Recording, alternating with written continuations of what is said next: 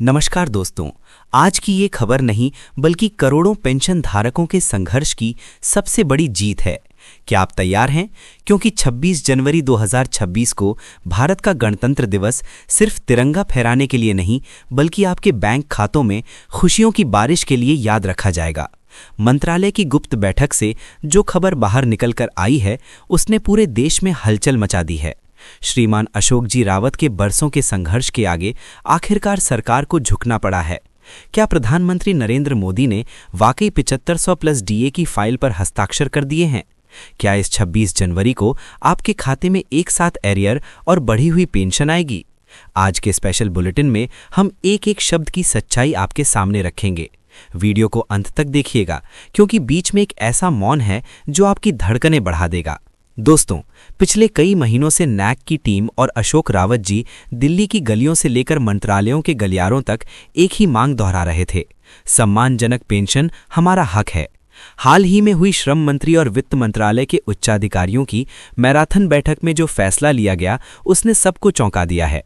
सूत्रों के मुताबिक सरकार अब और जोखिम नहीं लेना चाहती। अशोक रावत जी ने स्पष्ट कर दिया था कि अगर इस बार मांगे पूरी नहीं हुई तो आंदोलन का स्वरूप कुछ और होगा।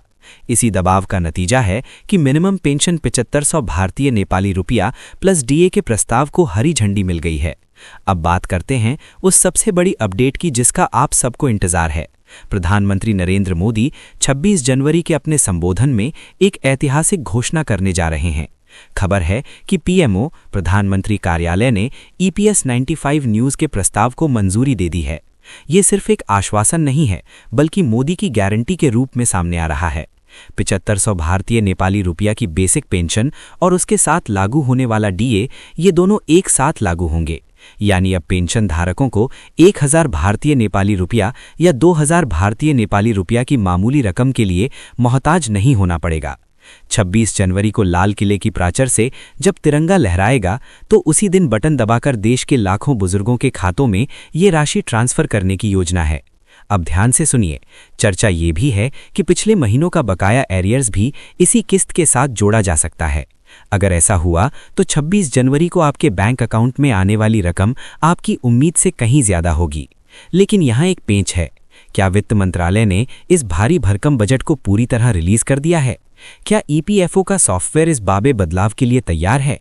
अशोक रावत जी ने कहा है कि जब तक आधिकारिक नोटिफिकेशन सर्कुलर उनके हाथ में नहीं आता वे चैन से नहीं बैठेंगे। मगर अपडेट यही है कि 26 जनवरी को होने वाला ऐलान पेंशन के इतिहास का सबसे बड़ा मोड़ साबित होने वाला है। पेंशनर्स की आंखों में जो आंसू थे अब वो मुस्कान में बदलने वाले हैं। तो भाइयों और बहनों, अपने बैंक पासबुक तैयार रखिए और दिल थामकर 26 जनवरी का इंतजार कीजिए। श्रीमान अशोक रावत की मेहनत रंग ला रही है। जैसे ही आधिकारिक चिट्ठी जारी होगी। दोस्तों, अब हम उस रहस्यमय बैठक के भीतर की बात करते हैं जिसने इस पूरे घटनाक्रम को जन्म दिया। सूत्रों के हवाले से खबर है कि पिछले बुधवार को शाम 6 बजे एक ऐसी मीटिंग हुई जिसमें वित्त मंत्री, श्रम मंत्री और नैक के प्रतिनिधियों के बीच तीखी बहस हुई। मुद्दा सिर्फ एक था, क्या 1000 रुपए में बुढ़ापा कट सकता है? अशोक रावत जी ने मेज पर आंखें रखते हुए कहा कि आज के दौर में एक सिलेंडर की कीमत और दवाइयों का खर्च ही 3000 के पार चला जाता है। इसी दबाव का नतीजा था कि सरकार को अपने पुराने रुख को बदलना पड़ा। मंत्रालय के गलियारों में चर्चा है कि प्रधानमंत्री ने खुद इस मामले में दखल दिया है। उन्होंने स्पष्ट निर्देश दिए हैं कि 2026 के गणतंत्र दिवस से पहले देश के बुजुर्गों को सम्मान की भेंट मिलनी चाहिए। चलिए अब उस गणित को समझते हैं जिसे लेकर अक्सर लोग भ्रमित रहते हैं। 7500 जोड़ डीए का मतलब आखिर आपकी जेब के लिए क्या है? बेसिक पेंशन 7500 ये न्यूनतम फिक्स कर दी जाएगी। डीए महंगाई भत्ता, यदि सरकार इसे 20% या 30% पर भी सेट करती है तो ये राशि 1500 से 2 लाख के बीच होगी। कुल प्राप्ति यानी हर महीने आपके खाते में 9000 से 10000 के बीच की राशि आएगी। लेकिन सबसे बड़ा सस्पेंस है मेडिकल अलाउंसेस। सूत्रों का कहना है कि अशोक रावत जी की मांग के अनुसार पेंशन के साथ साथ 5 का फ्री मेडिकल कवरेज या कैशलेस सुविधा भी इस पैकेज का हिस्सा हो सकती है। अगर ऐसा हुआ तो ये स्वतंत्र भारत के इतिहास में बुजुर्गों के लिए सबसे बड़ी सामाजिक सुरक्षा योजना होगी। 26 जनवरी की तारीख ही क्यों चुनी गई? इसके पीछे एक बहुत बड़ी राजनीतिक और सामाजिक रणनीति है। गणतंत्र दिवस संविधान और अधिकारों का दिन है। सरकार ये संदेश देना चाहती है कि ईपीएस 95 पेंशनर्स को उनका संवैधानिक अधिकार मिल गया है। तैयारी ये है कि जैसे ही प्रधानमंत्री का भाषण समाप्त होगा, श्रम मंत्रालय एक डिजिटल पुश के जरिए लाखों पेंशनर्स के मोबाइल पर मैसेज भेजेगा। वो मैसेज होगा, आपकी पेंशन संशोधित कर दी गई है।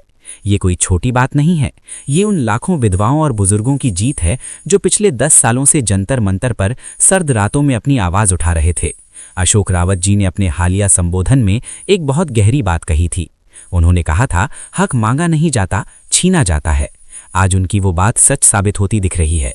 उन्होंने स्पष्ट किया है कि जब तक बैंक में पैसा नहीं गिरता तब तक हमें ढिलाई नहीं बरतनी है। सरकार ने भले ही संकेत दे दिए हों, लेकिन हमें 26 जनवरी तक अपनी एकजुटता बनाए रखनी है। ये जीत केवल उनकी नहीं बल्कि उन लाखों पेंशनर्स की है जिन्होंने एक शून्य की पेंशन में भी अपना स्वाभिमान नहीं खोया। लेकिन रुकिए, क्या सब कुछ इतना आसान होगा? क्या ईपीएफओ का भारी भरकम फंड कॉर्पस इस बाबे बदलाव को उठा पाएगा? कुछ अर्थशास्त्रियों का मानना है कि इससे सरकारी खजाने पर 25 करोड़ों का अतिरिक्त भार पड़ेगा। यही वो सस्पेंस है जो आने वाले चंद दिनों में खुलने वाला है। क्या वित्त मंत्रालय अंतिम समय पर कोई कटौती करेगा या फिर मोदी सरकार इस बार आर पार के मोड में है? विश्वसनीय सूत्रों का कहना है कि प्रधानमंत्री ने इस बार बजट से ऊपर बुजुर्गों को रखा है। दोस्तों, आने वाली 26 जनवरी की सुबह आपके जीवन की सबसे सुनहरी सुबह हो सकती है। 7500 प्लस डीए का सपना अब हकीकत की दहलीज पर खड़ा है। ये जीत रातों रात नहीं मिली है। इस 7500 प्लस डीए के पीछे उन लाखों बुजुर्गों का पसीना और आंसू हैं जिन्होंने कड़कड़ाती ठंड और चिलचिलाती धूप में सड़कों पर रातें बिताई थीं। आपको याद होगा बुल्ढाना का वो ऐतिहासिक आंदोलन। आपको याद है जब दिल्ली की सड़कों पर हजारों की संख्या में सफेद टोपी पहने बुजुर्गों ने पेंशन हमारा हक है के नारे लगाए थे। सरकार को झुकने पर मजबूर करने वाला सबसे बड़ा कारण था पेंशनरों की एकजुटता। श्रीमान अशोक रावत जी के नेतृत्व में एनएसी नेशनल एजुटेशन कमेटी ने जो चक्रव्यूह रचा, उसमें सरकार के पास केवल 2 ही विकल्प बचे थे, या तो पेंशन बढ़ाओ या फिर देश के 67 लाख पेंशनरों का गुस्सा झेलने को तैयार रहो।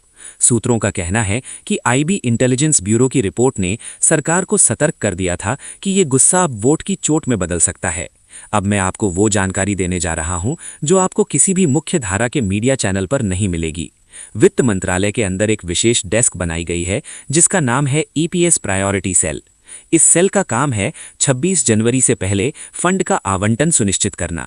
मंत्रालय के एक वरिष्ठ अधिकारी ने नाम न छापने की शर्त पर बताया कि 7500 की न्यूनतम पेंशन को सोशल सिक्योरिटी नेट के तहत रखा गया है।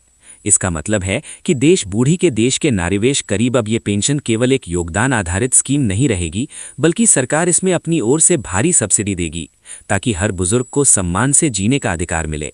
अशोक रावत जी ने सरकार के सामने जो प्रस्ताव रखा उसे रावत मॉडल कहा जा रहा है। इस मॉडल में 4 मुख्य स्तंभ हैं।